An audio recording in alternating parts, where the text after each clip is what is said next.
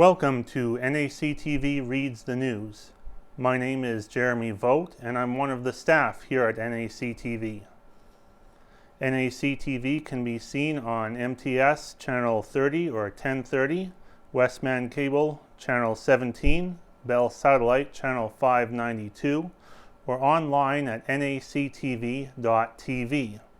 These programs are made possible by our volunteers, staff, advertisers, as well as donations made by you, the viewers. If you are enjoying your NACTV experience, please consider supporting us by either donation or volunteering. You can contact our office at 204-476-2639 or at nactv@wcgwave.ca. And today I will be reading the Neepawa Banner and Press, dated Friday, April 28th, 2023. And on the front page, Co-op planning massive expansion in Gladstone. Proposal includes 18,000 square foot travel center and expanded services to be built at current gas bar location. The location of the gas bar in Gladstone, along with the adjoining property in the area, could be home to a major food, home, and building center in the future, as the Neepawa-Gladstone Co-op begins to plan for a major upgrade. Neepawa-Gladstone Co-op has some big plans for its operations in Gladstone.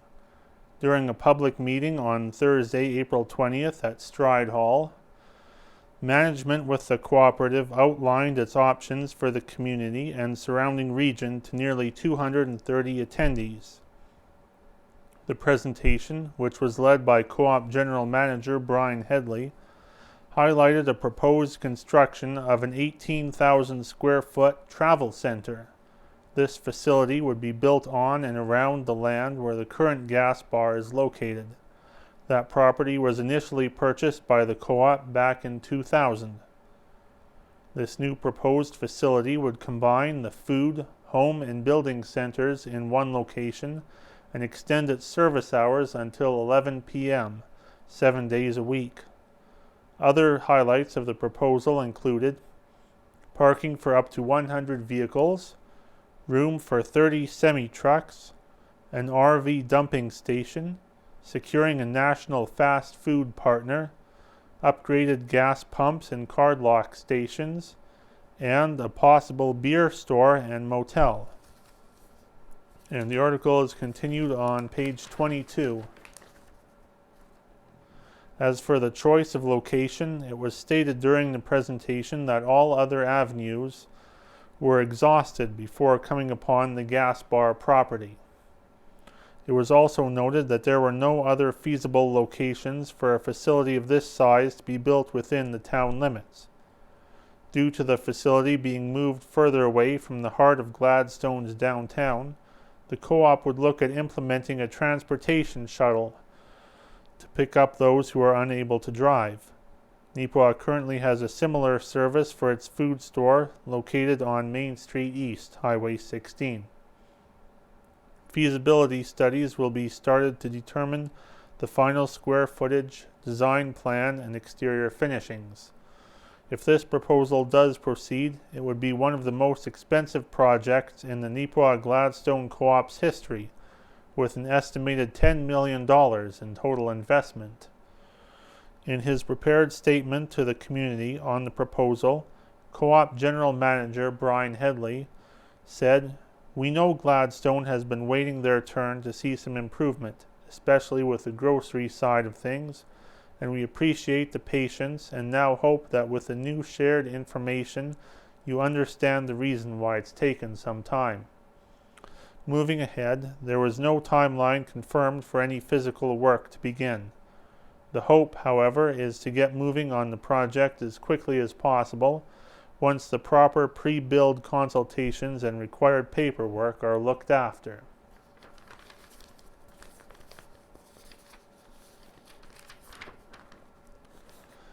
And on page 2, we have some photographs by Diane Warner.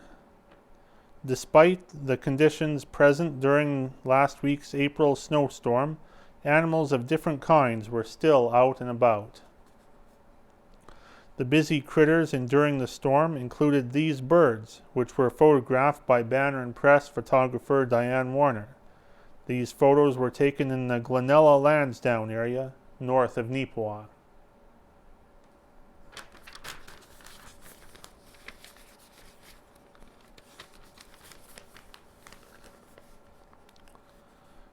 On page 6, Neepawa picking up the tab for RCMP pay increase. Municipalities across Canada forced to cover Ottawa's deal. Like many municipalities across Canada, the town of Neepawa has been left paying a police bill handed down to them from the federal government. Last spring, the Royal Canadian Mounted Police signed a new collective agreement that included a back pay raise of 1.75% for each year from 2017 to 2023. That deal has left municipalities on the hook for the additional $145 million, as Ottawa has said it will not absorb the additional cost. For Neepawa, their portion of the bill will come out to an extra $110,000 to cover within its budget. While the town has no issue with the fair compensation of RCMP members, it has expressed concern over how the situation was handled by the federal government. What's at issue is the fact that municipalities were never consulted by Ottawa while it negotiated with the RCMP's union for a pay raise. They are also unhappy with the decision from the feds to not simply forgive within its own budget, which was announced back in March. On Tuesday, April 18th, Neepawa Council approved adding its name to a complaint being lodged on the matter by the Federation of Canadian Municipalities. The resolution calls on the federal government to reconsider its approach and absorb the one-time costs. Out of Helen's Kitchen this week is homemade granola. This homemade granola is packed with flavors of cinnamon and honey. It's a delicious accompaniment to yogurt for one hearty, filling breakfast. Crunchy, good-for-you granola makes a satisfying after-school or hiking snack. When making granola, use a pan that is big enough to make a thin layer so it toasts evenly in the oven. Dark pans do not bake the granola properly, so line your pan with tinfoil. Always add the dried fruit after baking, or they will become hard pellets if they are baked in the oven. And this week's recipe is for cinnamon granola, made with, among other things, rolled oats, wheat bran, wheat germ, flax seed, almonds, pumpkin seeds, sunflower seeds, and coconut. And the old Neepawa Banner building at 243 Hamilton Street, currently known as the Hamilton Street Emporium, is having a clearance sale as the building has been sold, so they need to clean out all the stuff they have in there, including some desks and work surfaces, cabinets and shelving, lumber, older print shop equipment, dishes, artwork, and a bunch of other things. So they say everything must go. That's Saturday, April 29th from 10 a.m. to 4 p.m. And over to the Rural Outlook section on page 7. Open for business. Gladstone Chamber of Commerce optimistic about trade show and expo. Thanks to the Gladstone and Area Chamber of Commerce, a lot of local businesses, organizations, and nonprofits have a chance to interact with new clients and create some better brand awareness. It's those same types of lessons the Chamber itself took to heart to turn around its own fortunes in recent years. A large and varied contingent of vendors have committed to participate in the Chamber's trade show/community expo set for Saturday, May 6th at Stride Hall. Interest has been so strong, in fact, that an additional venue, the Norma Moore Gladstone and District Arena, has been booked to handle the overflow. The Gladstone Curling Club could also be added if demand requires. Chamber Vice President Melanie White said this event is a big deal because it's the first of its kind for the community in well over a decade. The Chamber membership is very connected and sees the value of working together on projects such as the trade show and Expo. We're so excited to see all the different businesses and community groups together in this way. The larger displays will have showcased in the arena, while the booths will be located in the hall. It's something that hasn't been in Gladstone for quite some time, so we are looking forward to putting this all together, said White. The number of businesses based in the area has grown since the COVID-19 pandemic. That has inspired the Chamber to expand its reach to include many communities surrounding Gladstone, including Westburn, Plumas, Langruth, Lakeland, and Woodside. White also noted that the trade show is just the latest example of how Gladstone and Area Chamber of Commerce has been able to change course over the past few years. Back in 2017, the Chamber was on the cusp of shutting down as participation had fallen to historic lows. Fortunately, a group of local entrepreneurs and business owners took it upon themselves to commit to not only maintaining the Chamber but revitalizing it. And while that wasn't an easy task over the last few years, the Gladstone and Area Chamber of Commerce has been able to achieve those lofty goals. White said, in its own way, this upcoming trade show and expo parallels the Chamber's return to relevance. A few years ago, our Chamber of Commerce was running with just a handful of members, but we've been able to turn it around and turn it into a great way to network. We're hoping the trade show and expo will be to build off of that as well. The event will feature what is being called Silver Collection Entry and will have all donations used to offset the costs of events and towards initiatives hosted by the Chamber of Commerce. The Gladstone and Area Chamber of Commerce Trade Show and Expo will run from 10 a.m. to 6 p.m. on May 6th. The final deadline for display registration is due by April 30th. Additional details can be found on the Chamber's Facebook page.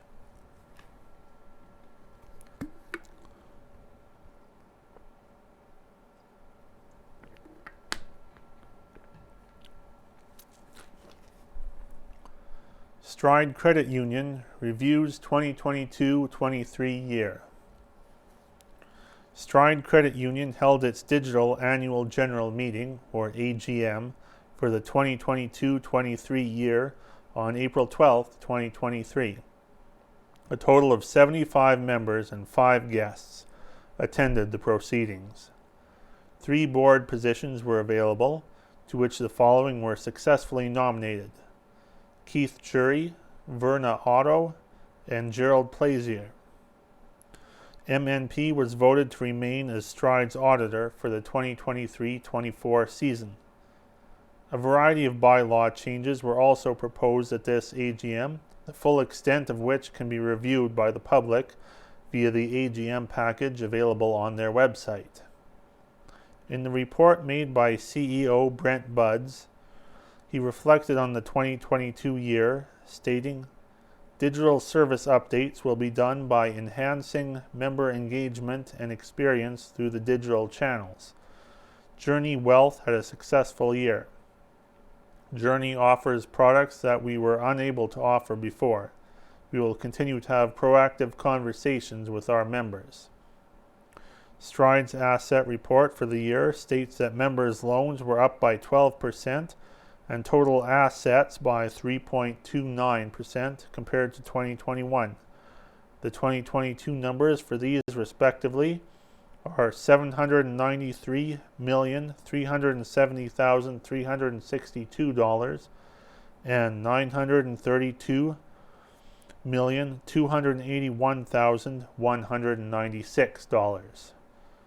Liabilities and equity have members' savings and deposits at $853,001,219, an increase of 2.55%, while members' shares went down by 3.61% to create a total of $6,940,330.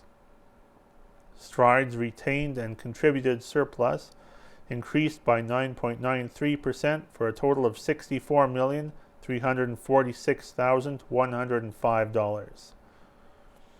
Stride's financial income for the year, accounting for a patronage refund of $700,000, was listed at $5,812,279. This is up by $806,653 from 2021. Looking forward to the future, Stride said that it wishes to invest in the member experience by utilizing streamlined, updated statements, updated and modernized online banking, a new phone system with expanded capabilities, expanding its communications via adding text and chat options for members, and introducing Care Plus, which it defines as an enhanced member experience using digital and phone offerings. Statistics provided by Credit Union Dynamics shows that 88% of Manitobans conduct their banking via mobile app or web browser. At the conclusion of the meeting, Stride announced that surplus share buyback for members 71 years of age and older as of December 31st, 2022 is $242,015. With this, plus the aforementioned member patronage refund of $700,000, Stride states this means over $942,000 is going back to its members.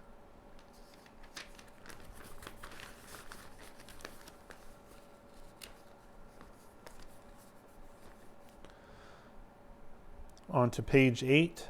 Parks Canada planning prescribed fires in Riding Mountain National Park.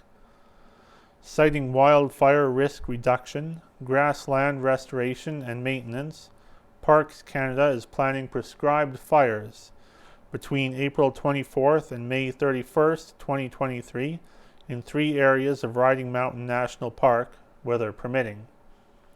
The burn areas that are targeted for spring 2023 will be a 263-hectare area located along the western shores of Clear Lake within boundaries along Road 354 and Frith Road, Lake Catherine 100-hectare area along Bogey Creek between Highway 10 and Grey Owl Trail, and a Menzie prescribed fire of 11,000-hectare area surrounding Whitewater Lake, Menzie Lake, and Peden Prairie. The prescribed fires are being conducted to improve the ecological condition of fire-dependent forest and grassland communities, and to reduce the risk of severe fire occurring in Riding Mountain National Park. Parks Canada takes wildfire preparedness, including risk reduction activities, seriously. Through safe and effective fire management, we are reducing the danger of wildfire to the public, infrastructure, and neighboring lands, while improving the ecological health of the forests and grasslands. There will be periodic trail, backcountry campsite, and road closures during the burns that may affect visitors in the areas. Temporary closures including South Lake Trail, Frith Beach Road, Grey Owl Trail, Kinnosaw Trail, Brule Trail, Whitewater and Gun Lake backcountry campsites, Central Trail from Gun Creek to Long Lake Junction, and Baldy Lake Trail are expected at various times. These closures will be lifted as soon as it is safe to do so to minimize the disruption to park visitors. The safety of the public, fire crews, and neighboring lands is a top priority for Parks Canada.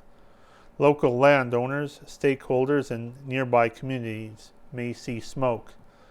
More information about Parks Canada's fire management program can be found on Parks Canada's website at parkscanada.ca. and the full URL is listed here on the article. And there is also a letter to the editor on page 5 for a local person's objections, and we'll get to that later in this program. Now, to the left, we have a photograph. Glory Years, Dr. Edwin Rose. This is Dr. Edwin W. Rose, MD. This photo was taken in an unspecified year. This photo of Dr. Rose was featured in the Gladstone's Glory Years booklet series. I've taught in every kind of situation. Juno winner and teacher Jewel Castleman reflects on her 34-year career. It isn't every day that someone from your community, previously or currently, wins an award at the Junos. In the March 31st edition of this paper, the Banner and Press shared the news that Jewel Castleman, BEd, MEd, and music specialist at Winnipeg's Lakewood School, received the Music Counts Teacher of the Year award recently. This week, readers have the opportunity to get to know Castleman a little more personally. Born in the hospital at Hamiota, Castleman is originally from Rivers. Her family later moved to Winnipeg, where she went through grades 1 and 2, before moving to Neepawa for grades 3 to 11. This move was due to her father being the administrator of the old Eastview Lodge senior housing development. Back in those days, music programs weren't available in elementary schools. Instead, there was an activity from CBC radio that came on over the PA system, accompanied by a couple people coming into the classroom to assist students on the recorder or ukulele. That was it. We didn't have a music room there when I was growing up, so we didn't really start music until junior high, said Castleman. But I studied violin in Brandon and did piano lessons in one of the back rooms of Hazel M. Kellington School. After her time in Neepawa, her family moved to Winnipeg for a second time. Castleman completed grades 11 and 12 there, then went on to Red River Community College, where she completed a health record technician course. After completing her education, she worked in the Health Sciences Center for 7 years. In 1985, Castleman left that position to attend the University of Winnipeg and obtain an education degree with a major in music and complete her ORF levels. After working at the hospital for a long time, I was looking for something different, and I kept coming back to music, Castleman enthused. My family was very musical. I've worked with choirs with my mom, and I've always liked to work with kids. Castleman added, I've been teaching in Winnipeg ever since. I've taught in 4 different divisions in the city here too. St. Vital, St. Boniface, River East Transcona, and I've been in St. James Assiniboia for the last 17 years. I've taught everything from 3-year-olds to grade 8, but most of my focus has been on kindergarten to grade 5. Castleman has also taught at the University of Manitoba in the past, from 1989 to 2014, and has returned there to teach throughout the years during the summer. Looking back on her career, Castleman said she's very proud of what she's done over the years. I've taught in every kind of situation. I've taught in very needy schools and spent a lot of time in core area schools where children were very financially needy and or socially needy, Castleman explained. Just being able to put that love of music into their lives and expose them to different styles and kinds of music is really fulfilling. Strengthening that fulfillment are the occasions on which Castleman happens to meet with former students. Although Castleman may not recognize the individual due to how much they've grown and changed, they recognize and approach Castleman to share memories from decades past of things they enjoyed and appreciated while in her class. And on top of that, discover who they've become in the present, whether they be a professional musician, a member of a singing group, doctor, lawyer, or stay-at-home mom. You have the full gambit of what they can be, It's not how successful they are, it's just that they're still really good human beings, Castleman said fondly. After 34 years as an educator, Castleman has learned a lot from her students, too. My kids teach me stuff all the time, too. And I think as a teacher, you have to be open to listening to them, because they'll look at something and they'll see it in a way that you don't, because it's through a different set of eyes, Castleman explained. They'll look at the material being presented and go, well, why couldn't it be this? And I say, there's absolutely no reason it couldn't be that. Castleman added, that's what I love about the ORF approach, which I teach mostly, is that they get to be the creators. And really, there isn't a wrong answer. Music is so freeing and creative that they can put their own spin on it, and it's really fun to watch that and watch them develop that and build confidence in themselves to be able to do that. Castleman is retiring from her position at Lakewood School at the end of the current school year. It's going to be hard for me to leave the school because I love the school, Castleman confided. I love the staff. They are amazing and we work so well as a team. The kids are great. After her retirement, Castleman plans to continue working with the school on occasion to do volunteering and substitute teaching and visiting the kids every other Friday to clean the fish tank. In addition to these activities, Castleman aims to focus her time supporting the variety of committees she sits on, singing in choirs and performing in quartets, making the use of her extensive quilting material stash, potentially writing a method book for teaching the recorder, and traveling. I really want to go to Iceland, Castleman enthused. I've never been there. And Europe. I've never been to Europe.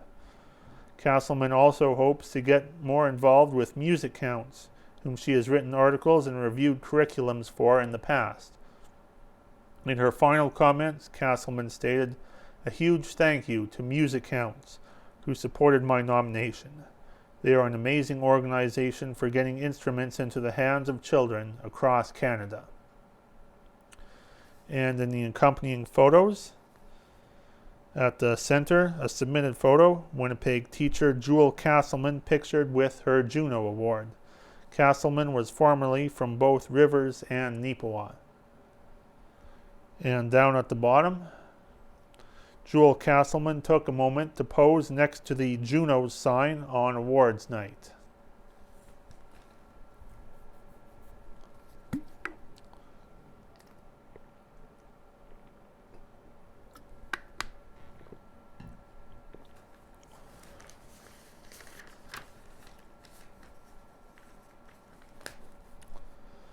On page 10, Neepawa-Gladstone Co-op officially opens new cardlock and dry fertilizer facilities.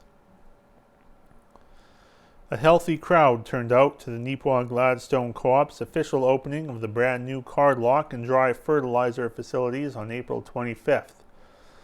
Petroleum Division Manager Tracy Warehan and Agro Division Manager Rob Melnick extended their thanks to all those who were able to attend and provided the opening speeches.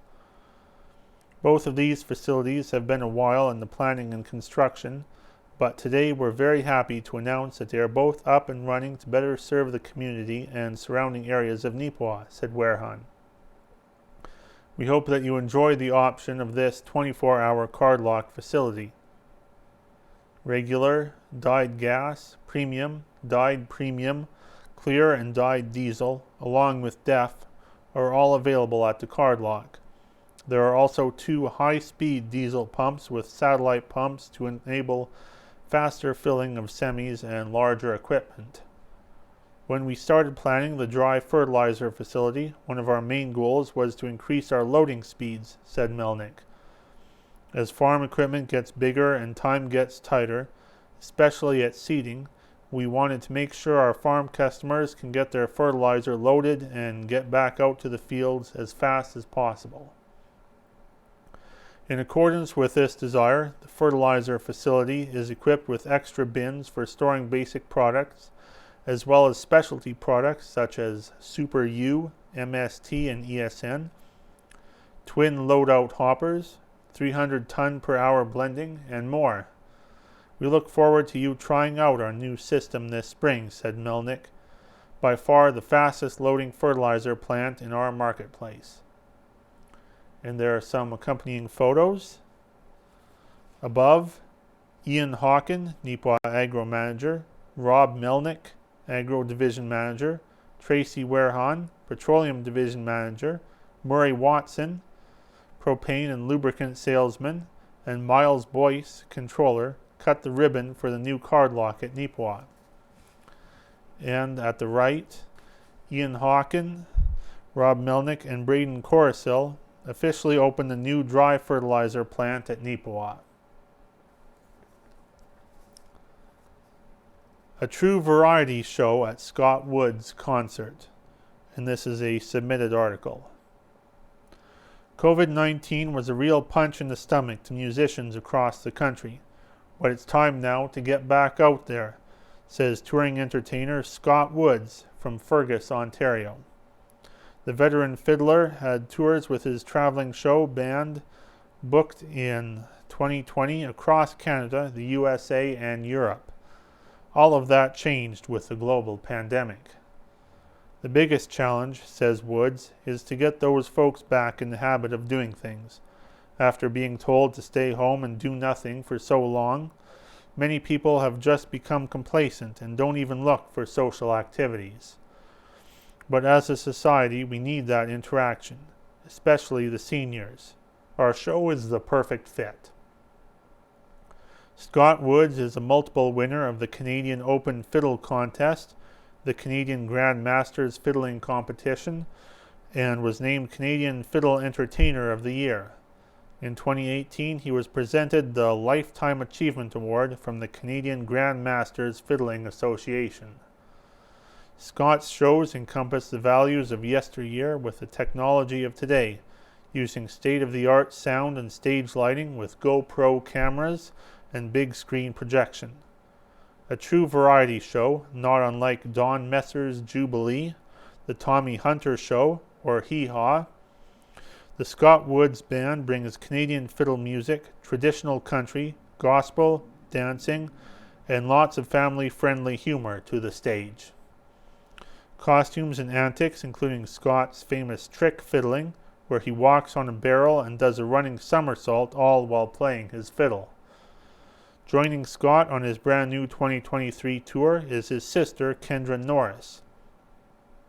She is also a champion fiddler, plays accordion, piano, and sings.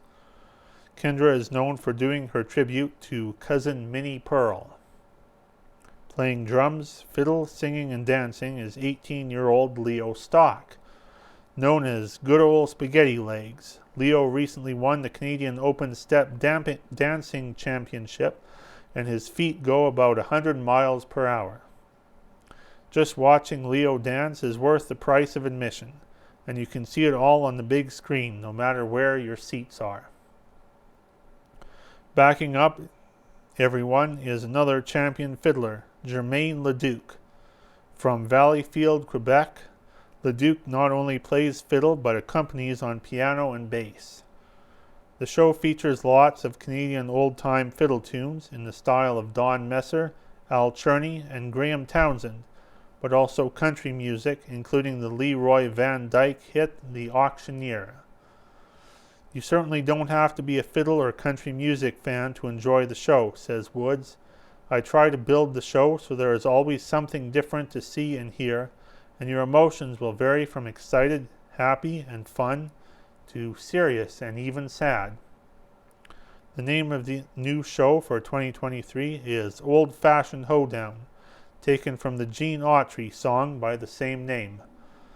In the lyrics it says, "When Lady Luck gives you the throwdown, an old man worry starts to mow down. There's nothing like a good old-fashioned hoedown to chase your blues away." This was a fitting line for a show coming out of a 3-year global pandemic and lockdown. The little things like going out for an evening of fun and entertainment is what we have been longing for, and now is the time to get back out there and do it. Be sure to come and enjoy some talented musicians playing real music on real instruments. Most of the Scott Woods shows are fundraising events for churches, charities, and local community service organizations. Check out the tour schedule at scottwoods.ca or call toll-free 1-855-SCOTT-WOODS. That's 1-855-726-8896 for more information and to reserve your tickets today.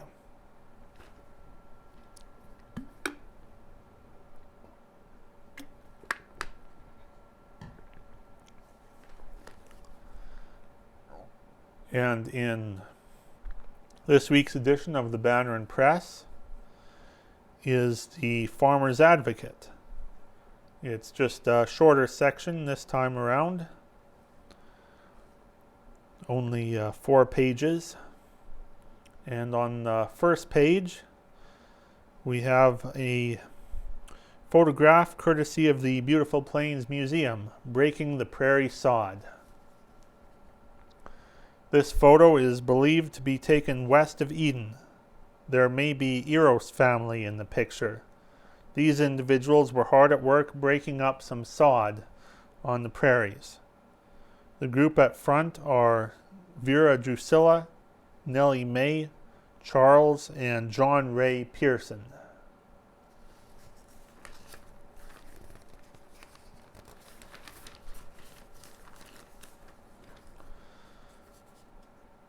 Manitoba enhances initiatives to protect water resources. The Manitoba government is advancing protection and support for water resources through a number of initiatives, including enhancing the Lake-Friendly Initiative and expanding watershed districts. In collaboration with municipal partners, the Manitoba government is expanding its Watershed Districts program to help enhance protections for Manitoba's waterways and help further the goals of the new water management strategy, including the improvement of coordinated water management and governance across watersheds, basins, and aquifers. The Manitoba government has increased core funding by $265,000 to 3 watershed district expansions, including Northeast Red Watershed District to include the rural municipalities of St. Clements, Lac du Bonnet, and Reynolds, and expand the included area in the RMs of Broken Head, St. Anne, Taché, and Springfield. Pembina Valley Watershed District to include proportions of the RM of Rowland, and Red Boyne Watershed District to include portions of the RMs of Rowland and McDonald. Watershed districts are partnerships between the Manitoba government and local municipalities to protect, restore, and manage water resources. 14 watershed districts are established under the authority of the Watershed Districts Act and are charged with developing and implementing programming to improve watershed health. To read more about the Watershed Districts program, visit www.manitobawatersheds.ca.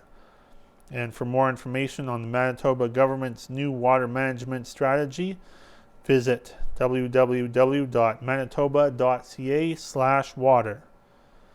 And this article was submitted by Sean Kabak, who is a livestock and forage extension specialist based out of Portage la Prairie. Also on page 12, Canada and Manitoba signed 5-year Strategic Agricultural Initiative, also by Sean Kabak. The Federal Agriculture and Agri-Food and Manitoba Agriculture Ministers announced $221 million for strategic agricultural initiatives in Manitoba under the new Sustainable Canadian Agricultural Partnership, or Sustainable CAP for short. The Sustainable CAP is a 5-year, $3.5 billion investment by Canada's federal, provincial, and territorial governments that supports Canada's agri-food and agro-products sectors. This includes $1 billion in federal programs and activities and a $2.5 billion commitment that is cost-shared 60% federally and 40% provincially and territorially for programs that are designed and delivered by provinces and territories. The Manitoba government has launched a suite of programs under the Sustainable CAP framework that will help the sector reach its full potential by expanding business opportunities, investing in sustainable practices throughout the sector, and strengthening resiliency of the entire food chain. These programs were developed through significant consultation with industry partners who highlighted a number of priority areas, including research, innovation, and market development, emergency preparedness, and technology advancement. The new Resilient Agricultural Landscape Program supports ecological goods and services by funding on-farm projects that remove carbon from the atmosphere to reduce greenhouse gas emissions. Eligible applicants include community pastures, agricultural Crown land forage leaseholders, First Nations and Métis communities, and farmers outside of watershed district boundaries. The Sustainable CAP comes into effect April 1st and replaces the Canadian Agricultural Partnership. On page 13, Understanding Canadian Farmland Rental Rates, submitted by Farm Credit Canada. Farm Credit Canada, or FCC, has released an analysis of the rent-to-price ratio for cultivated farmland in Canada. The rent-to-price ratio is obtained by crossing cash rental rates and the farmland values report data. A ratio trending lower suggests that cash rental rates are appreciating at a slower pace than land values. Conversely, an increase in the ratio indicates that rental rates are increasing faster than land values. This information can help producers make decisions about buying versus renting land. The national rent-to-price ratio in 2022 was 2.55%, compared to 2.5% in 2021. In Saskatchewan and Alberta, there were slight year-over-year increases. The RP ratio increased to 3.1% and 2.6% respectively, while all other provinces saw decreases. There are several economic conditions that impact the cost of renting land in Canada. Land values, the availability of land, and its quality can all drive the price to rent, explains J.P. Gervais, FCC's chief economist. There is provincial fluctuation in cash rental rates and land values, which creates a significant range in the minimum and maximum ratios for each province. The high-end rent-to-price ratio is typically for land with the lowest value per acre in the province. Around 40% of Canadian farmland is rented. Typically, renting is less expensive than purchasing, and the lower the ratio, the better the renting option becomes. For young farmers and new entrants, renting is seen as a viable option to free up capital that would otherwise be tied up in purchasing and instead can be put towards financing options for other needs like machinery or inputs. Another important consideration when deciding whether to buy or rent is understanding the relationship between rental rates and cropland revenues. Rental rates as a proportion of crop gross revenues have declined since 2020, but crop input costs have increased significantly, putting pressures on profitability.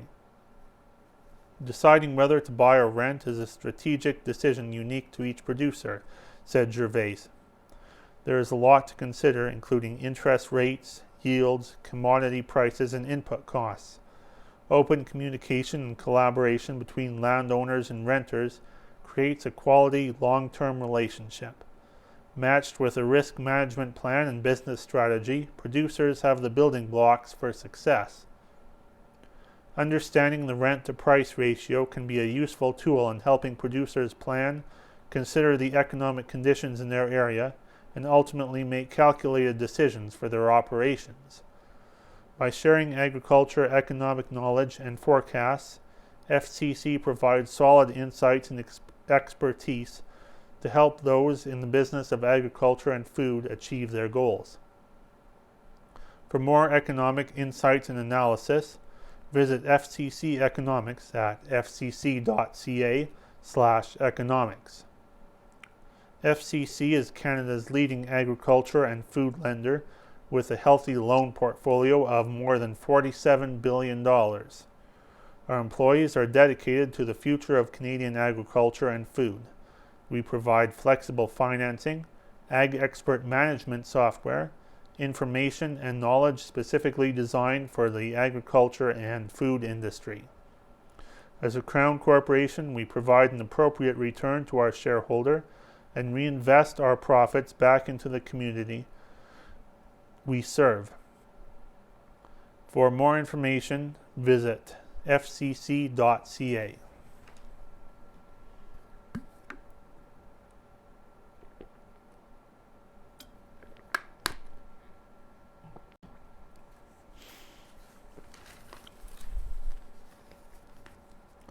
And on page 14, Invasive Species Awareness Week takes place in Manitoba. The province of Manitoba has declared the last full week of April as Invasive Species Awareness Week.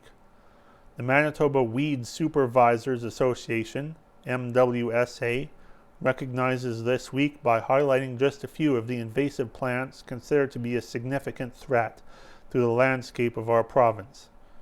Many of these invasive species are mistaken for wildflowers, but unlike native wildflowers, these species threaten agricultural productivity of both cultivated and non-cultivated land, as well as waterways and natural areas. Tall water hemp.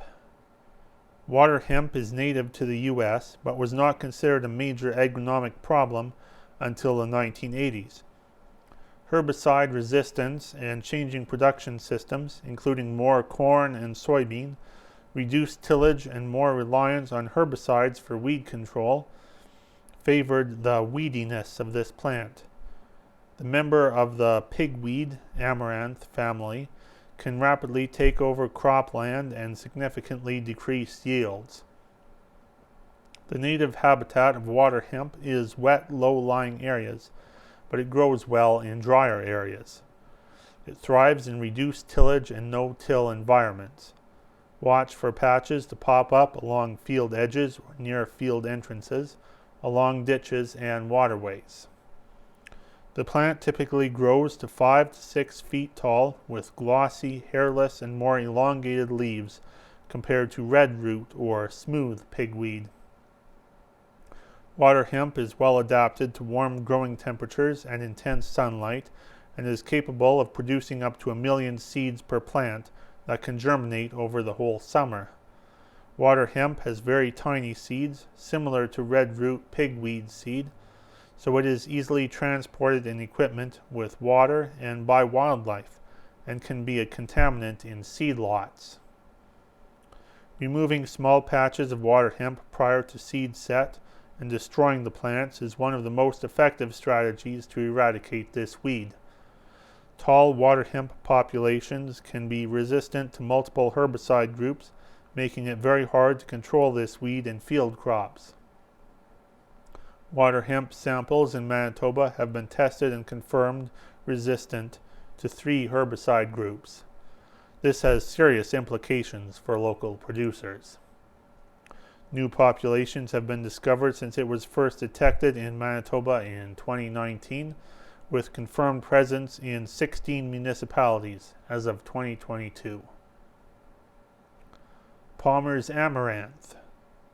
Palmer's Amaranth is an aggressive, invasive weed native to the desert regions of the southwest U.S. and northern Mexico.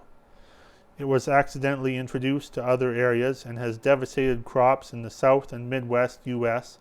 as it rapidly became herbicide resistant. With the ability to emerge all season, grow 2 to 3 inches per day, and set seed over the entire season, this highly invasive weed can drastically reduce crop yield. Infestations have slowly moved north through contaminated seed, equipment, animal feed and bedding, and the digestive tract of wild birds. Palmer's Amaranth was first detected in North Dakota in 2018 and is spreading throughout the state. Considered to be the #1 weed in the U.S., this plant can grow at least 6 to 8 feet tall and produce 1 million seeds, and heavy infestations can reduce soybean and corn yields by approximately 80 to 90%. A member of the amaranth family, like red root pigweed and tall water hemp, Palmer's amaranth can be difficult to distinguish from its cousins. Smooth-stemmed like tall water hemp, its leaves are a little wider, more like red root pigweed, but can be distinguished by the long petiole, the stem-like structure that attaches the leaf to the main stem. Petioles of Palmer amaranth are longer than the leaves, while its cousins have shorter petioles. Long, snaky seed heads that can be up to 2 feet long are a distinctive feature of Palmer's amaranth.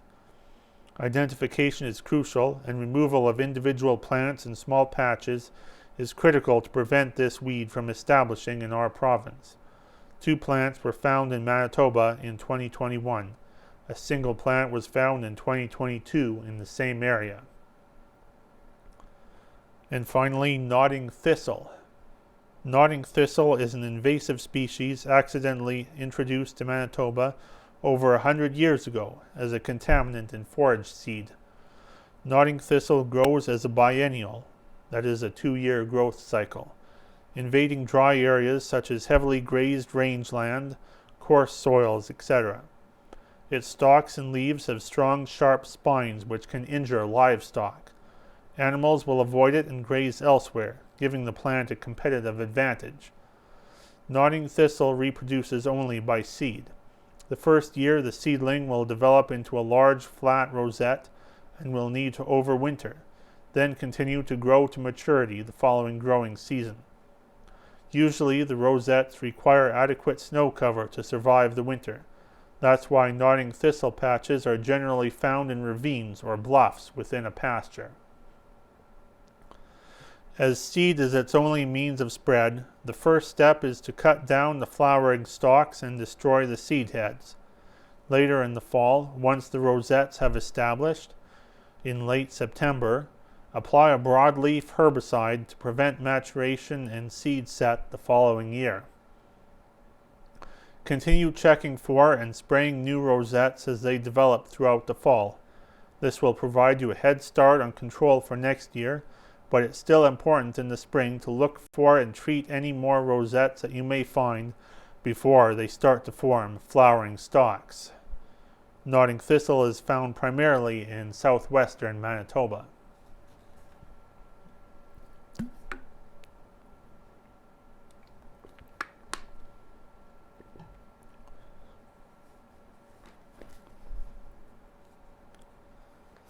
And turning to sports on page 15, Neepawa-Lacrosse is up and running.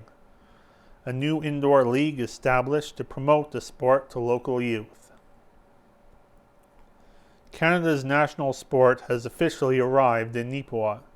The newly established Neepawa-Lacrosse Association, NLA, held a practice inside the Yellowhead Arena on Sunday, April 23rd.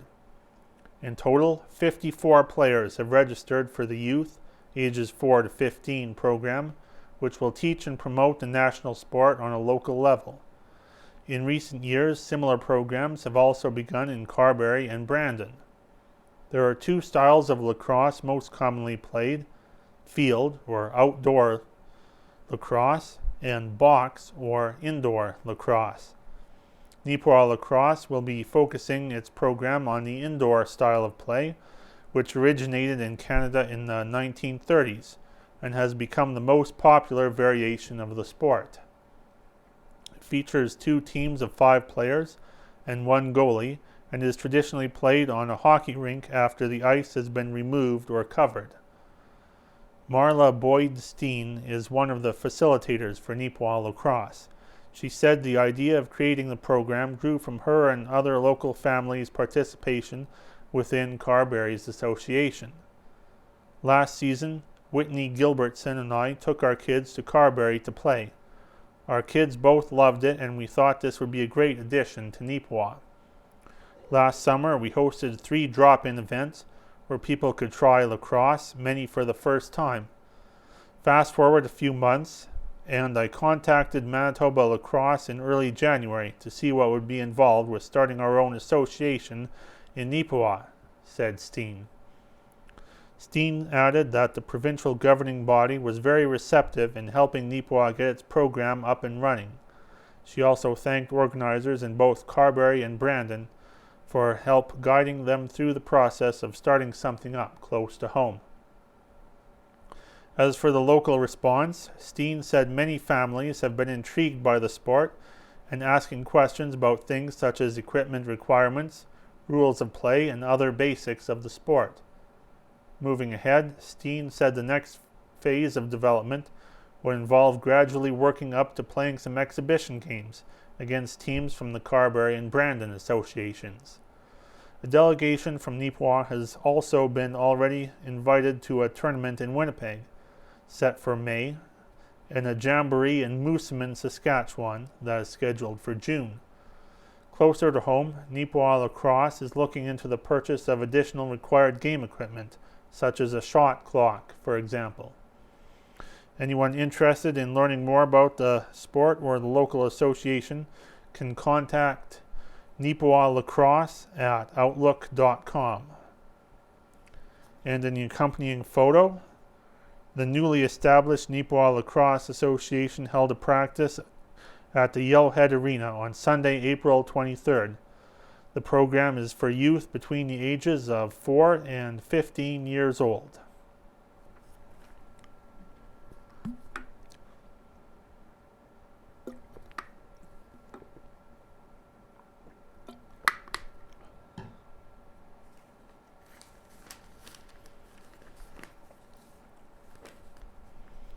On page 16, Sadie McIntosh wins silver at Fittest in Manitoba CrossFit competition. Neepawa's Sadie McIntosh is one of the fittest in Manitoba, and she has the medals and the muscles to prove it. The 21-year-old recently competed in the Fittest in Manitoba circuit training competition in Winnipeg. This CrossFit-inspired event is a competition for athletes of all different skill levels, novice, intermediate, RX, and Masters 40+, which involves a variety of functional movements performed at high intensity. McIntosh competed in the intermediate women division and finished in second place overall for the category. Despite this being her first solo event, Sadie was just barely beaten by a competitor with 3 event wins and 6 top 5 finishes on their CrossFit resume. Having focused on more team-oriented circuit training competition previously, McIntosh was looking forward to seeing how she'd fare in an individual event. She told the Banner and Press she went into the competition with modest expectations. Really, there were no expectations from me on how things would play out. I just wanted to test myself, and that's really what this sport is about, stated McIntosh. I wanted to see what potential I had, but it's not really about you versus someone else. It's you challenging yourself, and I feel as though I was able to perform at a high level. I'm proud of what I was able to accomplish. McIntosh added that she likely will participate in solo events again in the future, though her focus right now is back to the team aspect of circuit training. She, along with other athletes from Whitey's Fitness Body Shop, will be competing in a CrossFit-style event during the first weekend of May.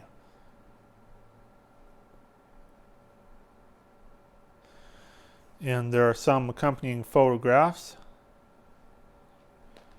To the right, Neepawa's Sadie McIntosh finished second overall in the Fittest in Manitoba circuit training event held in Winnipeg on Saturday, April 22nd and Sunday, April 23rd.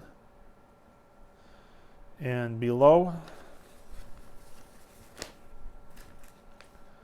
Sadie McIntosh on the right finished second overall in the intermediate women division at the Fittest in Manitoba circuit training competition in Winnipeg.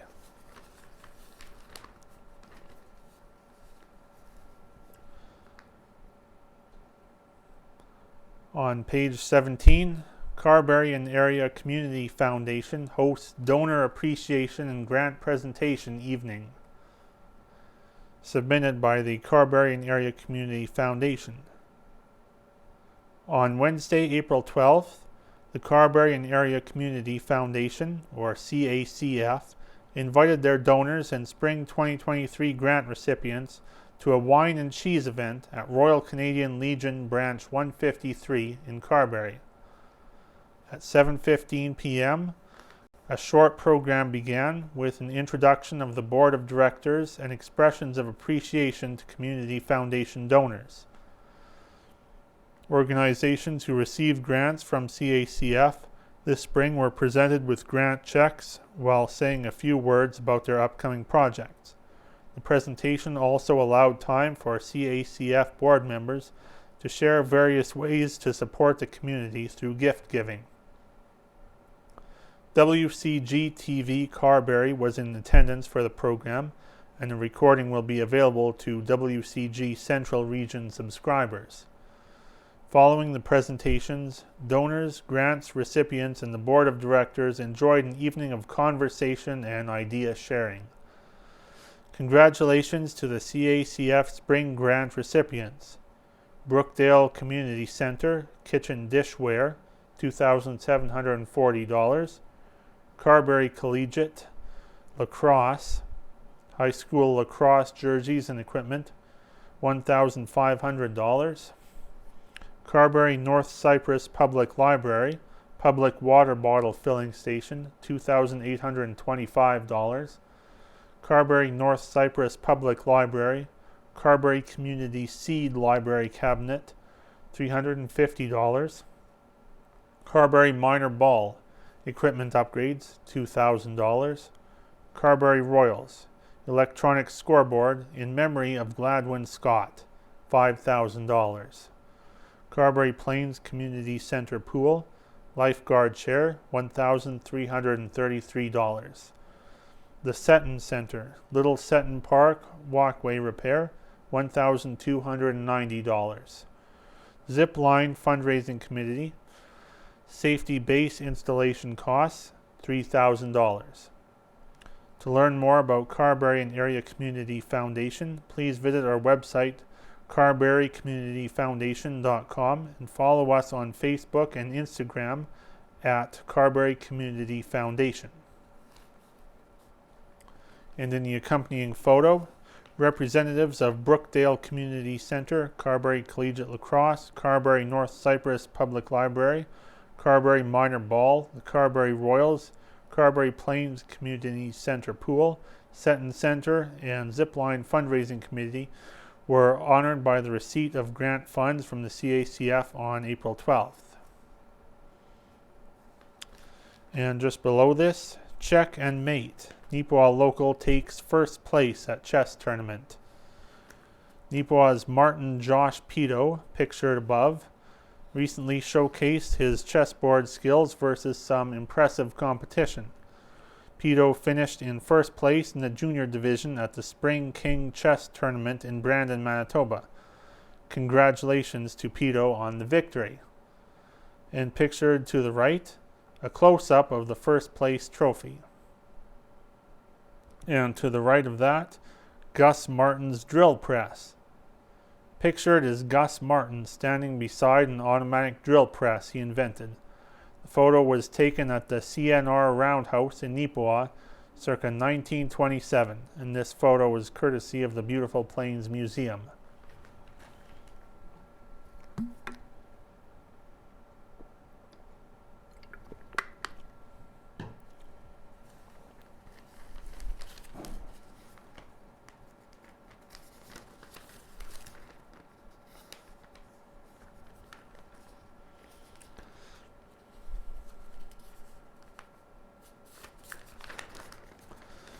On page 23, a difficult road ahead for Neepawa's budget.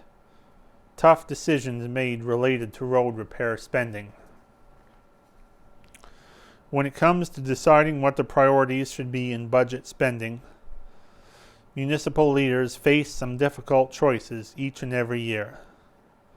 It's a fine balance between spending what's needed for maintenance and repairs and being able to actually afford it without passing an excessive tax increase down to the local ratepayer. For Neepawa, that delicate balancing act in this year's budget can be seen in our roads. The winter has been a rough one on many streets, as potholes and ruts are something many in the community are talking about. In the recently released financial plan, road construction, that is maintenance and new construction, has been cited as one of the planned development and purchase priorities for 2023.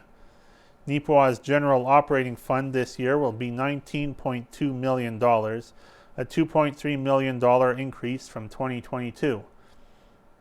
The largest single bump in spending will be seen in transportation services, as it is growing from $6.1 million to $11.2 million. The reason for this nearly 84% increase is partially related to road upgrades and installation, primarily on the land surrounding the town's new health center.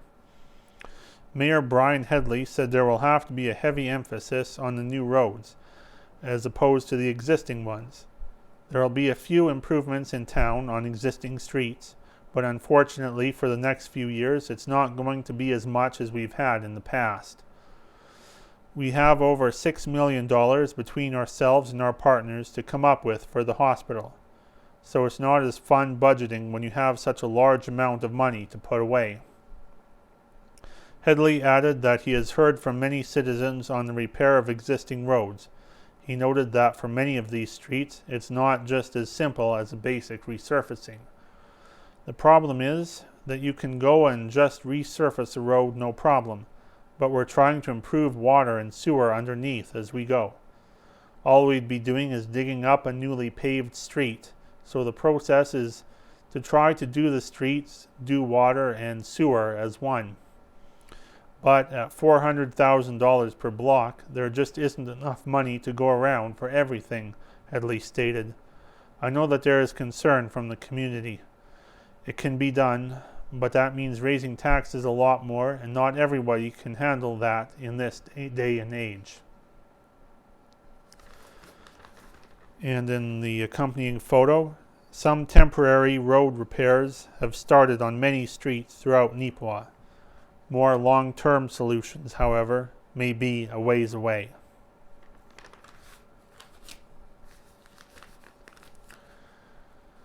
And another photo on the back page, Asham Stompers entertain at Manitoba Maple Syrup Festival. Popular dance group, the Asham Stompers, performed at the McCrary Community Centre during the Manitoba Maple Syrup Festival on April 15th. In this photo, the Asham Stompers are performing jig and square dance routines.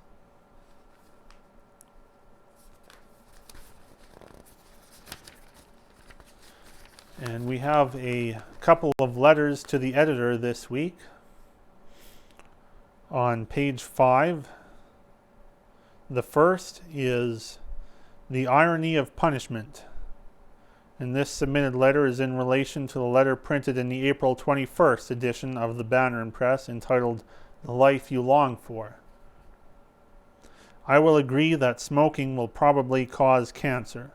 My comment, though, is about the irony of punishing smokers through prices of cigarettes and being banned from smoking in nearly all places, even many outdoor places.